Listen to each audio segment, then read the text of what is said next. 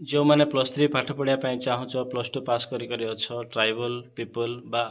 ST रो ST झील मैंने तो झील मान को खास करी ओडिशार किस कॉलेज रे भुवनेश्वर स्थित किस कॉलेज रे एडमिशन पाई फॉर्म फिलअप चलती जो 18 तारीख लास्ट डेट जते भी तुम डॉक्यूमेंट अच्छी खास करी मेन बीपीएल थिबार अच्छी बीपीएल पिला होइथिबार अच्छी गरीब श्रेणी झील होते से मागणार पाठ पढ़ा होची ताहा भी भुवनेश्वर स्थित किस कॉलेज रे तो जो मैंने एप्लिकेशन फिल करन शीघ्र शीघ्र जाए फिल कर दिंतु जो 18 तारीख तार लास्ट डेट अच्छी एक्सटेंड जदि हेले तो भल किंतु एक्सटेंड कौन चांस जना पड़ुनी तो आम भिडियो माध्यम ये विषयटा जनईदेलु जो मैंने वीडियो देखिल जो मैंने जापर अन्य मानक सेयार करूँ से जानतु जो 18 तारीख लास्ट डेट अच्छे जो 18 तारीख पूर्व कॉमन एप्लिकेशन फिल कर दिए +3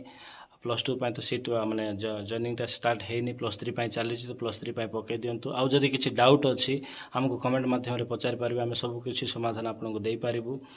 ए वर्ष खास करी ट्राइबल पीपल झील मानक ही कराऊँच तो दयाकोरी भिडटा सेयार करूँ कमेंट करूँ जदि भिडटी भल लगुच लाइक करूँ